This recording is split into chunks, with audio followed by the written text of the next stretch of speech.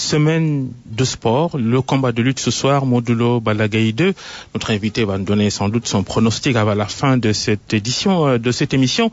Il y avait aussi mardi les CAF Awards à Dakar, le Sénégal qui accueillait pour la première fois la cérémonie qui récompense le footballeur africain de l'année. Le président de la Fédération sénégalaise de football est notre invité donc, Augustin Senghor. Bonjour.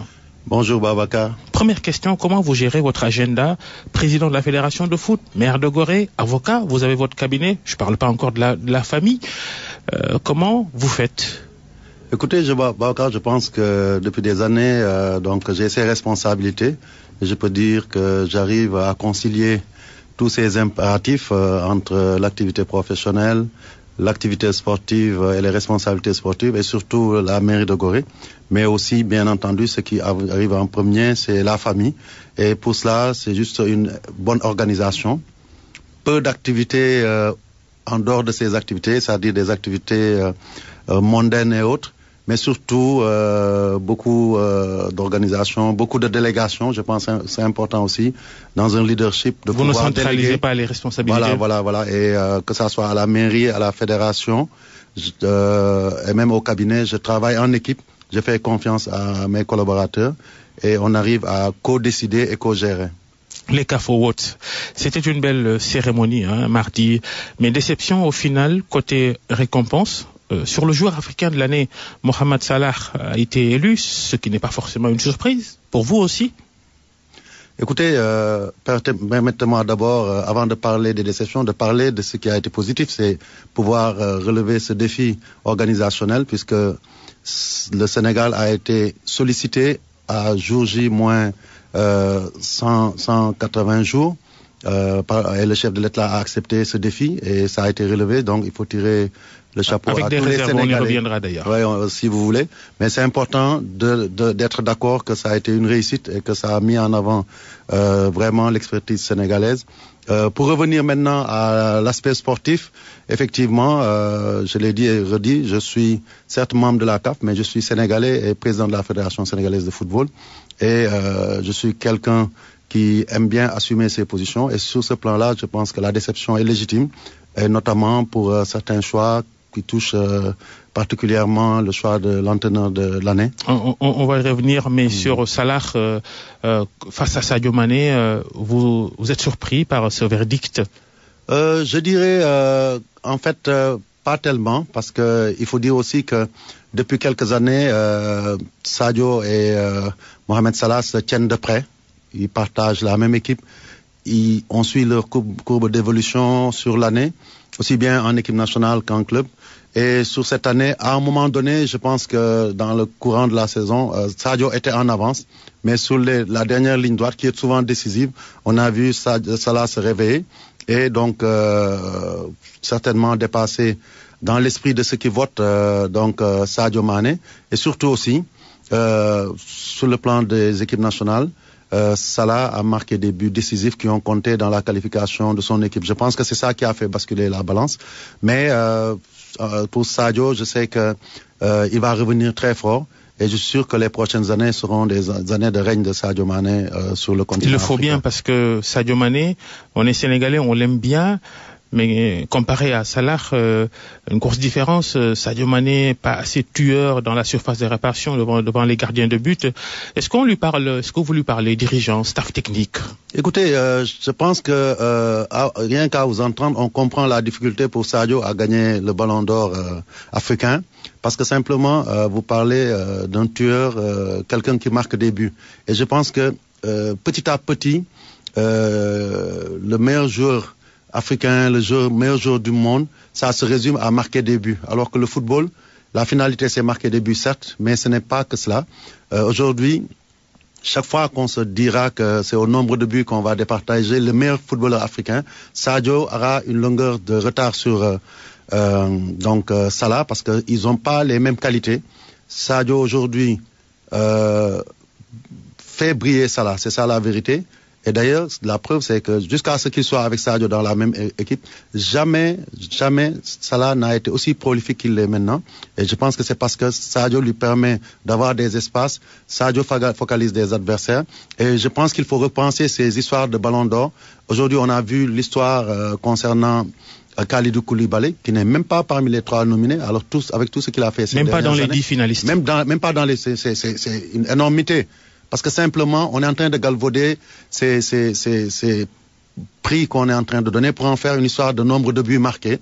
Et je pense que les gens ont tout faux. On doit recentrer cela. Avant, on a vu certes des joueurs très talentueux et buteurs être ballon d'or, mais je ne pense pas que certains joueurs qui ont gagné le ballon d'or dans le passé, à plusieurs reprises d'ailleurs, faisaient la différence au niveau du but marqué. C'était au niveau du talent, au niveau du caractère décisif de leur jeu. Et sur ce plan, Sadio sera certainement toujours handicapé parce que Sadio, il faut le comprendre, c'est pas un finisseur. C'est celui qui fait la différence, qui crée des ruptures, qui fait des passes.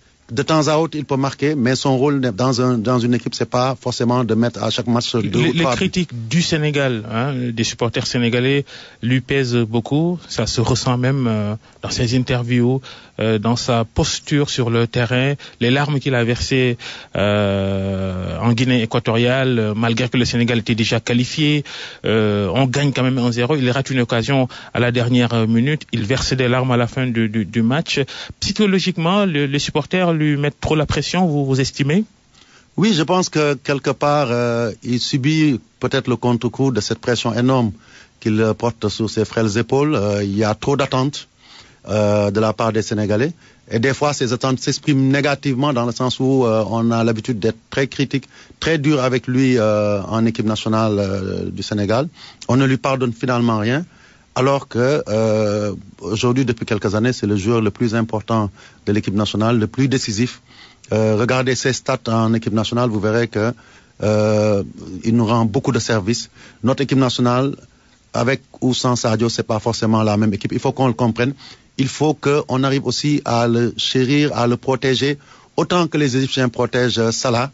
Il est presque déifié là-bas, mais ici, par contre, il fait l'objet de beaucoup de... Les Sénégalais sont trop durs avec lui. J'estime, c'est mon avis, et on ne l'aide pas à se transcender. Même à Dakar, quand il rate 1 ou 2 passes, c'est des sifflets, c'est des injures. Et ça, c'est difficile à vivre. Et pourtant, malgré tout, on n'a jamais vu Sadio traîner les pieds pour venir en équipe nationale. Regardez autour de nous, dans d'autres pays. Je peux même citer des noms. Aubameyang, il joue 1 match sur 2 avec le Gabon. Il y a toujours un prétexte ou une raison. Même Salah fait des chichis avec la fédération égyptienne. Et Sadio, il a toujours été exemplaire. Il faut qu'on apprenne à le respecter pour ça. Et d'un autre côté aussi, je pense qu'on oublie ce qu'il est en train de faire. Dans tous les championnats qu'il est passé, aucun joueur dans l'histoire du football sénégalais n'a pu faire ce parcours qu'il est en train de faire. Après, même en équipe nationale, si on devait le classer, il ne serait pas loin des 3 meilleurs. Donc, qu'est-ce qu'on veut? Il a 26 ans, laissons-lui le temps de mûrir. Et c'est avec Sadio, je suis sûr qu'on gagnera ce trophée que les Sénégalais attendent. Mais il a besoin du soutien de tous les Sénégalais et c'est un appel que je lance.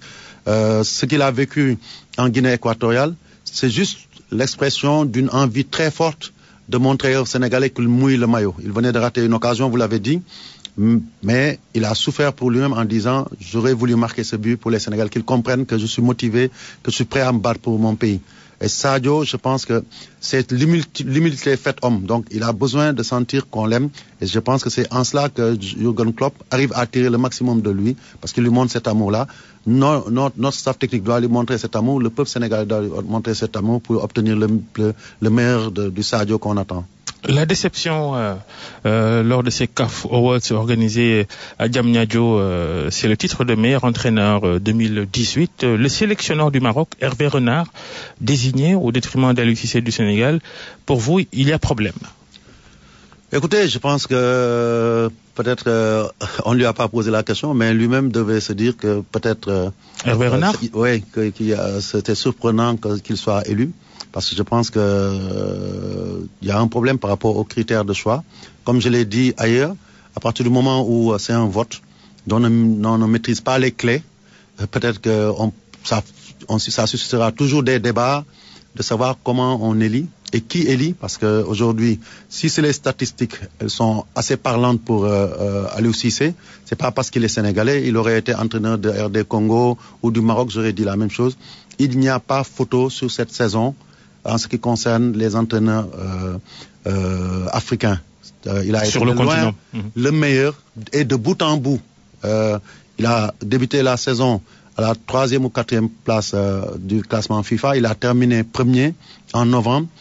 On a été parmi les équipes qui ont fait les meilleurs résultats. Il n'a pratiquement pas perdu de match officiel, mis à part le match qui nous élimine en Coupe du Monde. Il a eu à faire les meilleures prestations, aussi bien, à mon avis, dans le jeu que au niveau des résultats en Coupe du Monde. Les chiffres parlent pour lui. Les chiffres parlent pour lui, c'est clair. Toutes les statistiques sont à sa faveur. Et ensuite, il y a tout son cursus. Il y a le fait aussi que je ne comprends pas que dans notre continent, on ne puisse pas valoriser l'expertise locale. Aujourd'hui, on parle des valeurs du football africain. On a vu que sur le classement UEFA, mais bon, on a même pas... Hervé Renard, quand même sélectionneur d'une équipe africaine. Je parle de l'expertise, je ne parle pas d'une sélection. Je suis clair, Hervé est presque sénégalais de cœur, il est toujours là, mais j'assume ce que je dis parce que c'est ce qu'en quoi je crois. Si nous, nos institutions, qu'elles soient panafricaines ou même nationales, ne promeuvent pas l'expertise nationale, quand est-ce qu'on va la promouvoir? Là, l'année dernière, c'était Hector Cooper qui a été choisi. Sur la base de quels critères? Alors que, à la limite, expertise étrangère ou pour expertise, j'aurais vu qu'on désigne peut-être l'entraîneur du Cameroun qui avait gagné contre toute attente la Coupe d'Afrique un an avant. Donc aujourd'hui, il y a des choses à faire valoir. C'est-à-dire, faut-il changer les règles du jeu africain. Faut-il changer les règles du jeu dans le mode de désignation des meilleurs en foot? C'est mon avis. Il y a des pondérations à faire. Vous êtes membre de l'instance la plus haute de la CAF. Est-ce que vous allez porter cette revendication auprès de qui de droit? J'en ai déjà, moi, les gens me connaissent dans le milieu du football africain. J'en ai déjà parlé avec le président Hamad. Je lui ai dit que sur ce choix-là, j'émettais des réserves parce que j'estimais qu'on ne mettait pas en avant les valeurs et d'abord des critères fiables qui nous permettent d'être sûrs que les choix sont les meilleurs parce que nous sommes des sportifs, il faut respecter les choix. Autant je suis à l'aise pour dire que Salah, cette année, c'est le ballon d'or africain, autant j'estime que cette année, je considère que l'entraîneur africain, c'est Aliou Cissé, non pas parce que c'est mon entraîneur, mais surtout parce que, objectivement, sur le travail qui a été fait, sur les résultats, il est en avance sur tout le monde.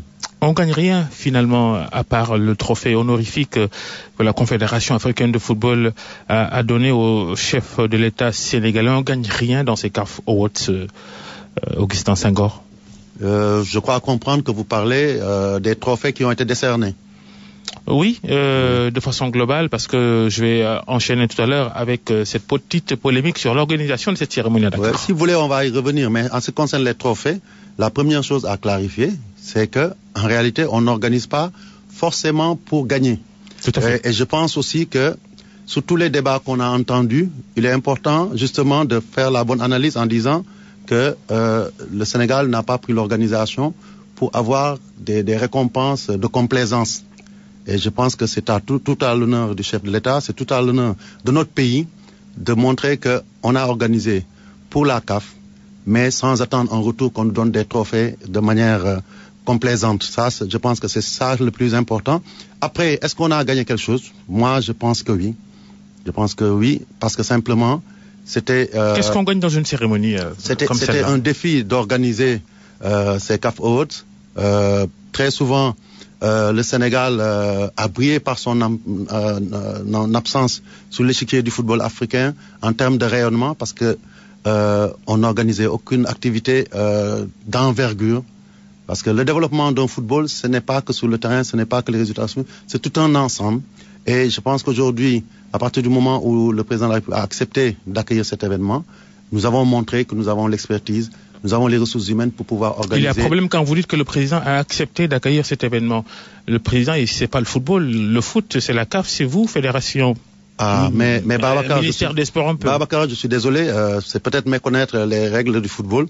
Quand président de fédération, je sollicite l'organisation d'une CAN, la CAF elle-même exige, et c'est valable aussi pour la FIFA, exige un engagement de l'État, du gouvernement. Parce qu'organiser une CAN, organiser une CAF Awards, c'est pas donné à tout le monde. Ça demande un engagement Et justement, tout un État pour pouvoir y réussir. Justement, Augustin Senghor, l'événement a été critiqué parce que très coûteux pour l'État sénégalais qui a déboursé 1 milliard de francs CFA, répartis comme suit: 500 millions de subventions à la CAF et un demi-milliard pour le comité local d'organisation. Inacceptable pour certains. Vous dites certainement pour certains. Je pense que quand on décide de recevoir donc un événement d'envergure, il y a forcément un coût. Et ceux qui estiment que mettre 500 millions pour l'organisation d'un tel événement et contribuer aux frais d'organisation aussi pour 300 millions, c'est jeter de l'argent par la fenêtre, c'est méconnaître l'impact que cette activité a eu donc sur l'ensemble de notre pays pendant ces quelques jours où nous avons focalisé l'attention du monde entier. Après, ce qu'il faut savoir aussi, là aussi j'insiste beaucoup là-dessus, il n'y a pas 1 milliard qui soit sorti pour aller dans les caisses de la CAF. Cet argent-là a servi à financer toutes les activités qui ont tourné autour de l'organisation de ces CAF Awards. Quand je vous dis que tous les hôtels à Dakar étaient pleins, et même à Diamniadio, et que c'est la CAF qui a payé par avance tous ces hôtels-là. Quand je vous dis que les agences qui ont organisé l'événement à Diamniadio et tous les événements donc autour du CAF Award, ce sont des agences sénégalaises qui emploient des Sénégalais. Ces hôtels qui on a fait tourner, ça c'est une manne financière importante. Les hôtels étaient pleins, les sociétés de transport, soit par bus ou par voiture de luxe, y ont trouvé leur compte. Je pense que cet argent n'est allé nulle part que vers les Sénégalais. Et créer des événements comme ça a créé des opportunités pour les Sénégalais. Ça a créé aussi de la valeur ajoutée en termes touristiques, mais aussi en termes de rayonnement de notre pays. Je pense que nous avons montré que nous étions capables d'organiser des événements d'envergure par nous-mêmes et pour nous-mêmes. Il ne sert à rien aujourd'hui. On a toujours dit que le Sénégal était déficitaire en infrastructure. Si nous demandons parce que on a quand même dans ce pays des urgences de stade. On débourse 1 milliard pour une cérémonie. Forcément, il y a des interrogations légitimes autour de la démarche. Écoutez, je pense que si on regarde bien par le passé, depuis quelques années, beaucoup de stades ont été réhabilités donc par l'État du Sénégal. Et il y a beaucoup de projets qui suivent derrière, et vous le savez autant que moi, puisque l'État a communiqué là-dessus. Le Léopold Senghor va être bientôt fermé pour recevoir un financement de 20 milliards qui va en faire un stade moderne et modernisé, donc de type dernière génération. Il y a 3 ou 4 stades qui vont être reconstruits. Et avant cela, bien entendu, beaucoup de stades ont été soit construits, soit rénovés. Donc je pense que la démarche est en train de se faire. Ça doit être gênant. Donc, tout ça, cette polémique, parce que vous êtes le président de la Fédération de football, vous êtes aussi le président d'un club, l'US Gorée, qui un exemple assez illustratif de ce déficit de stade dans ce pays, l'US Gorée qui va jusqu'à Mbao pour recevoir ces matchs de Ligue 1. Oui, mais écoutez, sur le compte de qui on doit le mettre, je suis désolé. C'est-à-dire, ce déficit d'infrastructure, il est justement structurel. Nous sommes en 2018. En 1960, on connaissait l'état de nos infrastructures. De 1960 à 2012, qu'est-ce qui a été fait pour construire ces stades? Maintenant qu'il y a une décision, une volonté politique de le faire, on commence à se poser ces questions-là. C'est pas nouveau. Demba Diop est fermé, on est obligé effectivement d'aller à Mbao, mais on a un programme d'un gouvernement qui essaie de rattraper ce temps perdu. Et le fait de pouvoir construire ces stades que j'ai annoncés, le fait d'accompagner nos équipes nationales, le fait d'accompagner aussi le retour des événements sportifs majeurs sur notre pays, contribue justement à résorber ce gap. Est-ce qu'on va reprocher au gouvernement actuel ce qui s'est passé depuis plusieurs régimes et que personne n'a pu trouver les solutions? Maintenant qu'on est en train de trouver les solutions, c'est maintenant qu'on dit non, ça ne marche pas. Mais ça remonte à très longtemps. Je suis désolé, Babacar. Je pense que c'est notre responsabilité collective dans le temps qui est interpellée. Et je pense qu'aujourd'hui, le président Macky Sall l'a compris et il est en train de mettre en place des choses. Et malheureusement, quand il le fait, il y a des esprits chagrins qui trouvent que 500 millions... Celui qui a déclenché cette polémique, il s'appelle Pape Diouf, ancien président de l'Olympique de Marseille. Vous en pensez quoi de sa posture sur cette question? Pape Diouf, je pense que c'est quelqu'un avec qui j'entretiens d'excellents rapports. D'ailleurs, pour le titiller un peu, c'est un honneur qu'il m'a fait parce que il ne veut pas être conseiller du président de la CAF, mais il m'a fait l'honneur d'être mon conseiller à un certain moment, donc quand je suis arrivé à la fédération. Donc j'ai eu cette chance, mais je pense que sur cette question-là, il n'a pas raison. Donc, et globalement dans son interview, je me suis pas retrouvé dans le Pape Diouf que je croyais connaître parce que je vois qu'il attaque toute l'élite du football africain en disant que moi je suis membre du comité exécutif, que nous sommes une chambre d'enregistrement, en disant qu'il ne peut pas être conseiller de la CAF ou du président de la CAF parce qu'il était donc président de l'Olympique de Marseille. Et moi, la réponse que je lui pose, que je lui donne, c'est simplement nous dire où se situe Marseille sur la carte de l'Afrique. Donc, être président de Marseille, c'est bien. Mais aujourd'hui, nous attendons de ceux qui se réclament de l'Afrique ou du Sénégal qu'il apporte leur contribution au développement de notre pays et de notre continent. Il n'a jamais rien fait pour le foot sénégalais, Pape Diouf, à votre avis? Ça, c'est vous qui le dites. Non, je vous pose la question. Moi, ce que je n'aime pas, de toute façon, c'est toujours ces Africains, il n'est pas le seul, il y en a beaucoup, qui se comportent en petits Africains avec un chapeau melon. C'est-à-dire, parce qu'ils ont fait des choses bien en Europe, ils pensent pouvoir donner des leçons ici. Je suis désolé, je le respecte beaucoup, je continuerai à le respecter. Mais je pense que sous ces débats, il a tout faux. Augustin Senghor, le président de la Fédération sénégalaise de football, l'invité du grand jury ce dimanche. La CAF qui a réuni à Dakar cette semaine donc son comité exécutif dont vous êtes membre, comité exécutif pour désigner le pays hôte de la CAN 2019 en juillet prochain. Il y avait deux candidats, l'Égypte et l'Afrique du Sud, et c'est l'Égypte qui a été choisie. Un bon choix, à votre avis? Oui, je pense que le président de la fédération de la Confédération africaine a eu à faire une conférence pour dire sur quelle base le choix s'est fait. Nous étions dans un contexte particulier. Le Cameroun qui a été déchu de son droit d'organiser pour les raisons que nous savons. On parle du Cameroun tout à l'heure d'ailleurs. Voilà, donc et il fallait faire un choix rapidement parce que nous sommes à 6 mois de l'événement et 2 pays se sont offerts pour organiser, 2 pays qui remplissaient essentiellement toutes les conditions requises.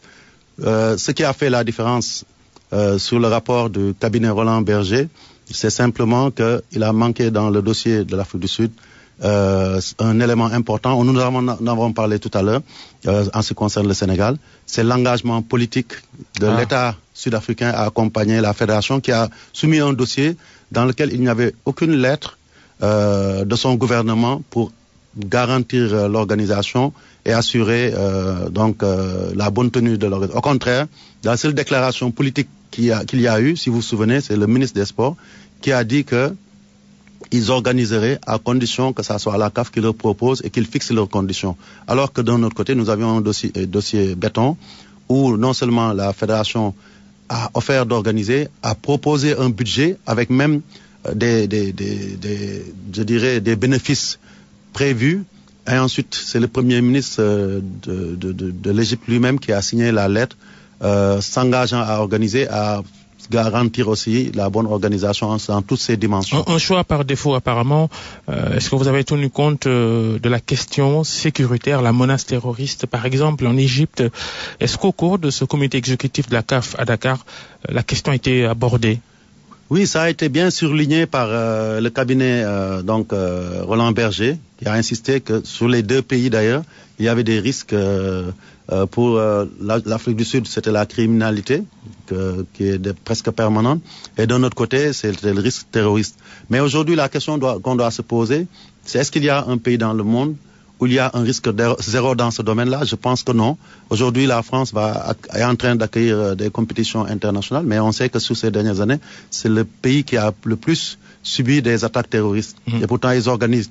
L'important, c'est que la CAF et l'État organisateur se travaillent la main dans la main pour neutraliser ce risque, tout au long de la durée de la compétition. Donc je pense que c'est pas une difficulté insurmontable pour peu que les gens s'impliquent et veillent à ce que pour la durée de la CAN, la sécurité maximale puisse être atteinte pour minimiser ce risque, parce que le risque zéro, encore une fois, n'existe pas. Il y a ce grand paradoxe dans le foot. On demande souvent au gouvernement de ne pas faire d'ingérence dans la gestion du football. On a vu des pays suspendus des compétitions internationales parce que les États, les gouvernements sont intervenus sur une question ou une autre. Et là, on demande souvent l'agrément, l'accord des États pour organiser des compétitions, comme en Afrique. Oui, parce qu'en réalité, le niveau de développement de nos fédérations ne leur permet pas d'avoir une autonomie totale. Les infrastructures sont la propriété de l'État dans la plupart des pays africains. Les moyens sont quasi inexistants. Alors les États ont leur mot à dire. Et bien entendu, je pense que si vous faites attention au discours de la FIFA comme de la CAF, l'idée qui est la plus répandue, c'est que les fédérations doivent travailler la main dans la main avec leur gouvernement. Et je pense qu'aujourd'hui, l'exemple le plus significatif, c'est l'exemple du Sénégal. À partir du moment où notre fédération et le gouvernement, à travers le ministre Matar Ba et donc le premier ministre Mohamed Boun Abdallah Dionne, on travaille la main dans la main, on a vu qu'on a pu tacler tous les problèmes qui existaient avant et que des avancées notables ont pu être réalisées. Je pense que c'est un bon modèle à proposer et qui est encouragé et par la FIFA et par la CAF. La nouvelle équipe dirigeante de la Confédération africaine de football, on en parle, la méthode Ahmad, c'est le Cameroun. Vous l'avez souligné tout à l'heure, le Cameroun qui devait accueillir cette CAN 2019, mais le pays ne sera pas prêt, retard dans la construction des stades et des autres infrastructures nécessaires pour l'organisation d'une Coupe d'Afrique des Nations de football. C'est parce qu'aussi, Augustin Senghor, quand la CAF avait donné la CAN 2019 au Cameroun, la compétition était à seulement 16 équipes. Ensuite, la CAF fait passer le nombre d'équipes à 24. Ça a perturbé sans doute les schémas de l'État camerounais. Forcément, mais je dois dire qu'il faut remonter à plus longtemps pour se rendre compte que depuis une dizaine d'années, nous avons du mal à faire abriter nos compétitions dans les pays initialement retenus. Je pense que même sous le président Ayatou, les dernières CAN, on a dû déloger des CAN pour les amener en Afrique en 2013 et pas plus tard qu'en 2015 avec le phénomène qui s'était passé avec le Maroc. On avait dû dardard. Le Maroc, c'était Ebola. C'est différent. Oui, mais c'est pareil parce que je pense qu'on était à quelques jours. C'est toujours un fait, comme on dit, un cas de force majeure qui intervient. Et quand nous sommes arrivés en Guinée équatoriale, il n'y avait même pas d'hôtel. Et pourtant, on a joué cette CAN-là qui finalement s'est déroulée dans des conditions qui ont permis d'avoir une belle compétition sur la fin. Aujourd'hui, je voudrais aussi insister sur... On parle de la méthode Ahmad ou du style Ahmad. Il faut qu'on comprenne que nous sortons d'une période où il y avait un président et un régime qui était en place depuis 28 ans. Et je pense que c'est ça qui est le plus... la présidence Issa Ayatou. Le paradoxe, c'est ça. C'est-à-dire aujourd'hui, ceux qui s'attaquaient au président Ayatou en estimant qu'il était resté trop longtemps, que c'était un dictateur, c'est cela même aujourd'hui qui pointe du doigt la nouvelle organisation et la nouvelle équipe de la CAF pour dire qu'ils sont des néophytes, qu'ils ne sont pas compétents, etc. Alors que je pense que quand quelqu'un dure aussi longtemps à la tête d'une institution et qu'il part avec son équipe, il y a un temps d'adaptation pour pouvoir relancer la machine. Et on ne peut pas aussi reprocher au président Ahmad d'essayer d'imprimer des ruptures et de mener à bien sa politique. Ça a un coût en termes de moyens, mais ça a surtout un coût en termes de difficultés rencontrées. Et c'est ce qui se passe. Et l'essentiel, c'est qu'on puisse trouver les solutions. Aujourd'hui, on lui reproche d'avoir peut-être de manière assez intempestive lancé la CAN à 24. Personnellement, à l'époque, j'étais de ceux qui pensaient qu'il fallait se donner du temps pour le faire. Mais on voit que, dans le même sens, la FIFA est en train de même proposer pour 2022 qu'on aille à une Coupe du Monde à 48. Je pense qu'aujourd'hui, l'idée était bonne. Et j'ai eu à en parler, je pense, dans une interview. Mais on aurait dû, sur cette décision, prendre des mesures d'accompagnement. Et la plus forte, c'était de demander, par une révision du cahier de charges, de dire à ces pays qui étaient déjà désignés de travailler à une co-organisation. Comme je l'ai dit une fois, le Cameroun, c'est vrai que la CAF a pris une décision qui semblait intempestive en ce qui concerne le Cameroun, mais le Cameroun aurait pu s'adapter en disant, OK, comme c'est comme ça, je vais essayer de voir parmi les pays voisins un pays qui a l'expérience, qui a organisé, qui a les infrastructures. Les pays n'en manquent pas autour du Cameroun. Le Nigeria, la Guinée équatoriale, le Gabon et tant d'autres pouvaient être une roue de secours. Mais je dis qu'il faut qu'on fasse attention. On est des pays qui n'avons pas les moyens que les pays occidentaux ont. Donc on doit avoir cette humilité nationale de temps en temps. Et c'est d'ailleurs ce qui montre que cette intégration africaine qu'on clame tout le temps n'est pas une réalité, parce que dès qu'on parle à un chef d'État de co-organiser, la fierté nationale l'emporte et elle dit non, nous on veut montrer au monde justement qu'on peut organiser seul, alors que la réalité du terrain ne le montre pas. Conséquence du cas Cameroun, tout est chamboulé. Le Cameroun va finalement prendre l'organisation de la CAN 2021 que devait accueillir la Côte d'Ivoire, qui va prendre celle de 2023 finalement, et la Guinée-Conakry pour 2025. Le Sénégal qui songe à co-organiser cette CAN 2025 avec la Guinée, la Gambie et la Mauritanie, on a entendu ça. Faisable. Oui, moi en tout cas c'est une idée que je défends au nom de l'intégration sous-régionale, au nom du nouveau contexte qui fait que aucun de ces pays pris intrinsèquement n'a la capacité d'organiser une Coupe d'Afrique à 24. Et je pense qu'aujourd'hui, le contexte géographique... On se demande bien si la Guinée peut organiser une CAN à 24 équipes. Il faut beaucoup de stades et le pays a d'autres priorités. Hein. Oui, vous venez de le dire. Déjà, rien que pour la CAFOD, mettre 500 millions, ça semble créer le tollé pour certains. Imaginez mettre je dirais même pas des centaines, mais des milliers de milliards pour l'investir dans des stades et dans des routes, etc., juste pour une compétition. Je pense qu'effectivement, on va y regarder à deux fois. Macky Sall, le candidat à la présidentielle de 2012, avait une idée comme celle-là, une CAN, on va dire, sous-régionale. Oui, je pense que à ce niveau-là, effectivement, sa position rejoint la nôtre. Et en ayant discuté moi-même avec des membres de la Fédération guinéenne, et notamment un des vice-présidents, on avait évoqué cette possibilité, si jamais la Guinée ne pouvait pas le faire, qu'on puisse s'ouvrir vers une organisation sous-régionale. Je suis toujours en contact avec le président de la Fédération gambienne, avec qui on a parlé, qui peut accueillir un ou deux groupes. La Mauritanie est un pays frère, on a d'excellentes relations entre fédérations et prochainement je devrais me rendre en Mauritanie et je vais essayer de voir avec mon homologue si on peut proposer à nos chefs d'État cette co-organisation. Je pense que ce serait un message fort pour l'Afrique et le monde de voir l'Afrique de l'Ouest montrer la voie dans ce domaine-là. Mais c'est des idées qu'on agite, mais la décision définitive appartient aux chefs de gouvernement, aux chefs d'État, puisque la volonté politique sera vraiment prépondérante dans ces choses. L'intégration africaine, on veut bien, hein, Augustin Senghor, mais ça risque de faire quand même 4 pays pour une seule CAN. Oui, mais vous savez, nous, géographiquement, on a cette chance-là. Aujourd'hui, quand on prend par exemple le Sénégal, ces 4 pays que j'ai évoqués sont joignables à moins d'1 heure par vol d'oiseau. Je pense que c'est un élément important. Ne faisons pas attention aux frontières héritées de la colonisation. On est en train de sortir du football, mais c'est important. Aujourd'hui, on se rend compte que c'est pratiquement les mêmes peuples qui ont été séparés par des frontières.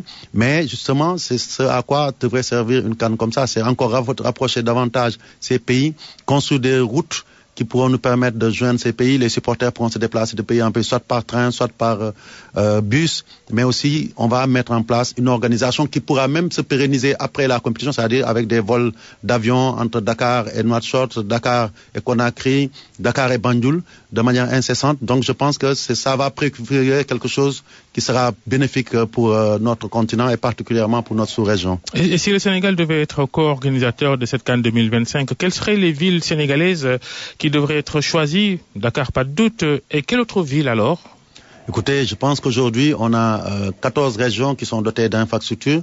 Très souvent, dans ces choix-là, ce qui rentre en ligne de compte, c'est aussi l'aspect lié à l'attractivité de la ville qui est choisie. Et je pense que sur ce plan-là, la vision politique sera importante et donc il faut laisser la place aux autorités politiques de pouvoir donner leur avis là-dessus. Et donc je ne m'aventurerai pas à donner le nom de ville à ce stade-là. Et pourquoi n'avoir pas tout simplement candidaté pour organiser seul une CAN?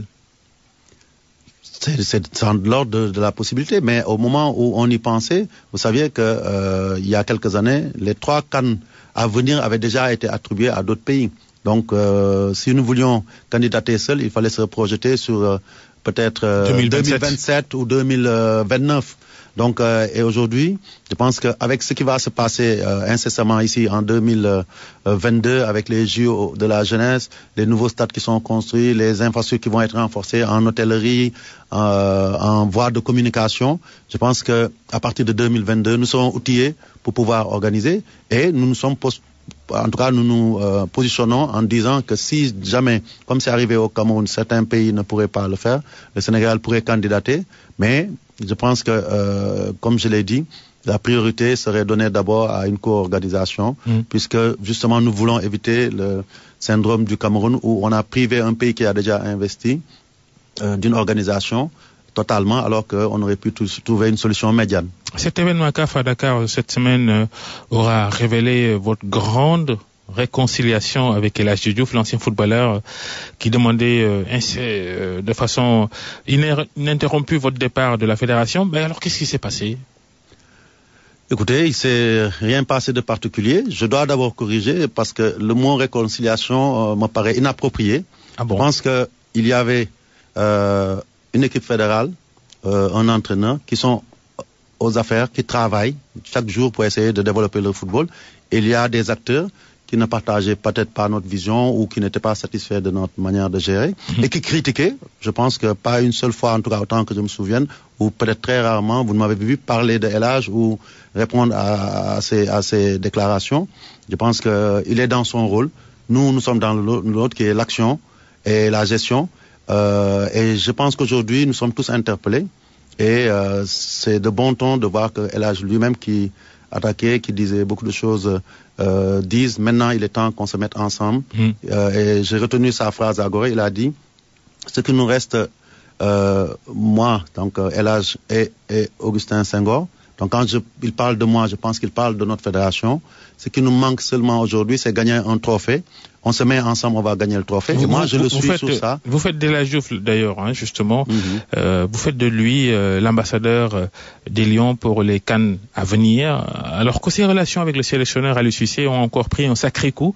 Au vu de cette altercation musclée rapportée par le journal L'Observateur, les deux hommes en empoignade dans un vestiaire du stade de Senghor lundi à l'issue de ce match de gala organisé par la CAF. C'est mal embarqué, là. Écoutez, je pense qu'aujourd'hui, il a été rapporté, vous-même vous dites, les joueurs étaient dans leur vestiaire et El Hadji a eu à faire des déclarations en disant on a lavé le linge sale. El Hadji, on connaît son franc-parler, mais on connaît aussi Aliou. Ils se connaissent tous les deux mieux que quiconque. Hein. Les autres ne peuvent pas les juger. Ils ont partagé l'équipe nationale pendant très longtemps. Aliou, moi aussi, je le connais. Comme je connais El Hadji, il a un caractère trempé, il se laisse pas faire. El Hadji à son franc-parler, ils se connaissent, ils se sont parlé. Je pense que c'est pas un obstacle insurmontable de pouvoir les réunir. Comme on dit, seules deux montagnes ne se rencontrent jamais. Et notre rôle, nous, justement, c'est de faire en sorte qu'ils puissent se retrouver sur l'essentiel, bien entendu, parce que même si on devait retrouver tout le monde ensemble, se retrouver autour d'un objectif commun, il faudrait que chacun respecte les lignes rouges, chacun sache quelle est sa mission, et comme ça, comme on dit, chacun fait son travail et les vaches seront bien gardées. Aliou Cissé, on en parle, son contrat est-il renouvelé, prolongé, ou en êtes-vous sur justement le cas Cissé? Nous sommes sur l'étape finale. Hein, donc, je pense que n'eût été les CAF Awards, déjà la signature a été actée. Dans les prochains jours, donc, nous devrons nous rencontrer pour finaliser le contrat. L'État, à travers le ministre des Sports, a donné son feu vert pour qu'on puisse finaliser. Contrat de combien de 2 ans. On a décidé de le prolonger jusqu'après la CAN 2021. Parce qu'aujourd'hui, on est sur un projet. Vous faites quoi maintenant de l'objectif faut gagner la CAN 2019? L'objectif contractuel, c'était qu'il arrive en finale, donc en 2019. C'est un objectif contractuel, hein, écrit noir sur blanc sur son contrat qui va arriver bientôt à expiration. Cet objectif contractuel demeure. On ne peut pas le changer en cours de route. Mais après... Mais vous le prolongez quand même. Le bon sens voudrait que si moi aujourd'hui en tant que président de fédération et tous les Sénégalais nous arrivons en finale, c'est pas pour lui dire arrête-toi, c'était ça ton objectif. On va lui dire maintenant vas-y pour qu'on puisse décrocher la timbale qu'on attend. Si le Sénégal n'atteint pas la finale de la CAN 2019, contrat rompu de facto? Non. Ah bon? De facto, pourquoi? C'est un objectif contractuel, vous le dites vous-même. Oui. Si on n'est pas qualifié en finale de la CAN 2019, le contrat n'est pas rempli. Mais il n'y a pas de clause claire, nette et précise qui disent que si vous ne gagnez pas, vous serez viré. C'est pas comme ça que je pense il faut analyser. Nous sommes dans un sport qui s'appelle le football, qui a ses certitudes, mais qui a surtout ses incertitudes. Laissons les choses se faire. Aliou est avec nous depuis 4 ans. Donc, nous avons vu le chemin parcouru depuis qu'il est là. Si nous nous projetons au-delà, donc, de 2020, c'est parce que nous avons confiance que c'est dans la durée qu'on pourra, obtenir ces objectifs. Tout dépendra du rendu et de l'analyse qui sera faite. Et après, le moment venu, on décidera. Ce nouveau contrat avec lui, de nouveaux termes, vous le prolongez de 2 ans. Oui. Amélioration de son salaire ou qu'est-ce qui change dans les termes? Essentiellement, c'est l'amélioration de son salaire, mais aussi des objectifs nouveaux qui sont fixés par rapport aux échéances vers lesquelles nous allons. C'est certainement la CAN 2019, la CAN 2021. C'est aussi un retour à la Coupe du Monde, parce que je pense que ce serait une excellente chose si Aliou, après 2018, arrivait à nous qualifier pour la CAN 2022. C'est dans ses cordes. Il a fait un excellent boulot, il a une bonne équipe. Et je pense que tout cela nous permettra vraiment de nous maintenir au plus haut niveau pendant très longtemps. Je tiens encore à le dire ici, on parle de gagner de trophées, mais comme j'aime bien utiliser cette terminologie wolof qui dit « balangay nam nefa ». Aujourd'hui, Aliou arrive à nous qualifier à toutes les compétitions qui existent. C'est comme cela, sous la durée, en étant régulier dans ces grandes compétitions, qu'on gagnera le trophée. Mais pas par intermittence, et il est en train de bien le réussir. On va continuer dans cette voie. Beaucoup de réactions de nos auditeurs sur cette émission, sur les réseaux sociaux, par d'autres canaux. Une question sur le stade de Demba Diop. Un auditeur dit avoir appris que la FIFA est prête à aider le Sénégal à refaire le stade de Demba Diop. Est-ce que vous confirmez? Oui, je confirme. Déjà, le directeur du développement qui était là en séminaire Forward il y a quelques mois avait visité le stade qui était fermé. Et il y a quelques jours, le président Infantino est venu ici. Il en a parlé avec le président Macky Sall. Et surtout, au cours d'une réunion après le gala, parce que ce que les Sénégalais ne savent pas, et je tiens à remercier le président Infantino pour cela. Après le gala et le dîner, il est resté avec nous avec le comité jusqu'à 2h du matin à Diamniadio pour une réunion où on a passé en revue tous les projets de la fédération. Et parmi ces projets, celui qui nous semble le plus important, c'est la reconstruction et la modernisation du stade Demba Diop en un stade fédéral. Et sur ce plan aussi, permettez-moi de remercier le président Macky Sall. Stade fédéral, ça veut dire quoi? Que ça va être soustrait de la municipalité qui gérait le stade? Je vais aller vers ça. On a sollicité le président de la République qui a accepté sur le principe de rétrocéder l'infrastructure de Demba Diop à la fédération, qui va le réhabiliter avec l'appui de la FIFA, mais aussi sur une partie des fonds issus de la Coupe du Monde Russie 2018, afin d'en faire un stade de 20 000 places moderne, avec partout des sièges assis et un terrain au style anglais, où les supporters sont à quelques poignées. Rabaisser les gradins voilà, jusqu'au niveau du terrain. On veut en faire un stade moderne en plein cœur de Dakar. Et c'est ça le projet phare, en tout cas, que nous voulons mener avant la fin de l'année. Il va falloir tout démolir alors? Pas forcément. Hein. Donc aujourd'hui, le projet est en place. Nous allons travailler avec des partenaires, avec des experts, des architectes pour proposer le meilleur plan. Mais déjà, l'idée fait son chemin. Du côté de l'État, le président Macky Sall est d'accord sur le principe. La FIFA est prête pour accompagner. Et je pense qu'il nous appartient maintenant de passer à l'action. Maître Augustin Senghor, l'avocat aussi, on en parle tout à l'heure, mais vous êtes maire de Gorée, l'île que tous les touristes qui viennent au Sénégal visitent quasiment. Comment ça va? Le tourisme, ça marche pour la commune? Vous gagnez combien? Bonne question, parce que aujourd'hui, à un moment donné, Gorée avait souffert, de même que le Sénégal, quand il y a eu les attentats, Ebola et tant d'autres, le tourisme avait chuté à Gorée, mais c'est bien reparti ces dernières années. Et qui plus est, c'est la grande satisfaction. Les Sénégalais ont découvert l'île de Gorée et maintenant on se rend compte que les Sénégalais viennent en grande masse. Un tourisme local. Le tourisme local s'est développé autour de Gorée. Pendant l'été, on a jusqu'à 5000 visiteurs par an, ce qui est énorme et donc c'est une satisfaction. Qu'est-ce que ça rapporte? Pendant longtemps, absolument rien. Et maintenant, je peux dire aujourd'hui... Qui gère les sites touristiques de Gorée?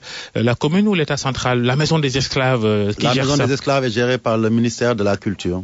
Donc, vous auriez aimé l'avoir sous votre... mais je pense que la culture étant une compétence transférée et une gestion de proximité est toujours meilleure qu'une gestion éloignée, je pense qu'on aurait dû nous donner rétrocéder et c'est un de mes autres combats. Je vais essayer de solliciter le président de la République et le ministre de la Culture pour qu'on nous rétrocède cette gestion-là.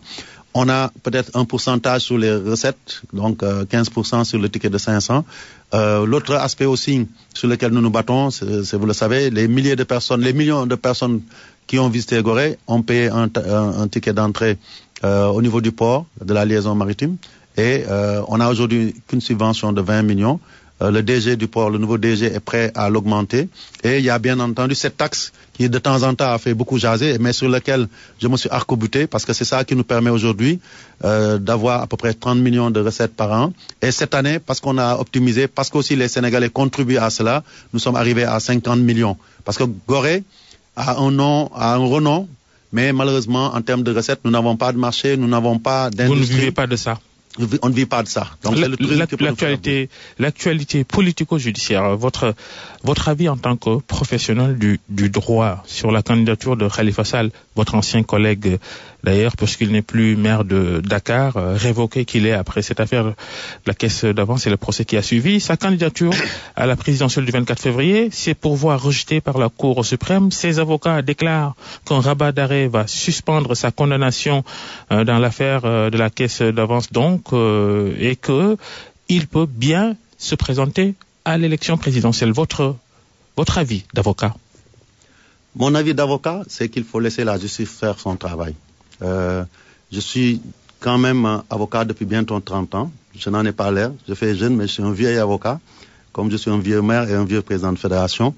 Et ce que je peux certifier en tant qu'avocat personnellement, contrairement à l'opinion populaire, à ce qui est répandu certainement par les politiques, parce que très souvent, quand les politiques sont dans l'opposition, ils tirent à boulet rouge sur la justice. Quand ils sont au pouvoir, ils changent de discours. Donc c'est ce qu'on a toujours constaté. Nous avons une très bonne justice, c'est mon avis. On a de très bons juges qui, par-dessus tout, appliquent la loi. Je vous ai posé une question technique. Est-ce qu'un rabat d'arrêt suspend une condamnation en appel et en première instance? Vous venez de me la poser, vous ne me l'avez pas posée en ces termes-là. Donc aujourd'hui, ce qu'il faut savoir, c'est qu'il y a des dispositions de la loi organique sur la Cour suprême qui renvoient, en ce qui concerne le rabat d'arrêt, aux procédures qui sont applicables au recours en cassation. Et à partir de là, les dispositions dans ce domaine-là prévoient des cas de suspension, effectivement, des effets de la décision à partir du moment où il y a un recours. Et jusqu'à preuve du contraire, ces dispositions, c'est l'article 36 ou 37 en tout cas qui en parle, prévoit qu'en matière pénale, quand il y a un rabat d'arrêt, c'est suspensif, sauf en matière civile, mais aussi dans certaines dispositions auxquelles la loi organique renvoie. Sur le cas Khalifa Sall, qu'est-ce que dit la loi? À partir de là, si effectivement il y a donc rabat d'arrêt, les juges pourront trancher à la lumière de cette loi qui, en tout cas dans son principe, définit les critères. Et les critères, c'est que il y a le caractère suspensif. Donc c'est ce que je veux dire en tant que juriste. Mais encore une fois, j'insiste sur le fait que c'est aux juges d'appliquer la loi et nul autre camp parmi les deux camps qui se battent. Sans pression. Voilà. Le maire de Gorée que vous êtes a-t-il déjà choisi son candidat? On ne va pas faire de la propagande. Vous avez choisi votre candidat pour cette élection présidentielle? Vous le savez, nous sommes dans la période de suspecte. Mais je tiens simplement à dire que je suis maire Benno, donc depuis 2014. Depuis 2013, donc nous cheminons dans le cadre de la coalition Benno, Bokk Yakaar. Et en tant que tel, Depuis lors, nous avons toujours soutenu l'action du président qui nous a bien rendu en tant que communauté goréenne et nous continuerons à soutenir cette action-là parce que nous estimons que nous avons besoin de stabilité et de continuité dans le cadre de la mise en œuvre de l'émergence de notre pays. Le maire de Gorée, Augustin Senghor, était l'invité du grand jury. Merci d'être passé, Augustin Senghor.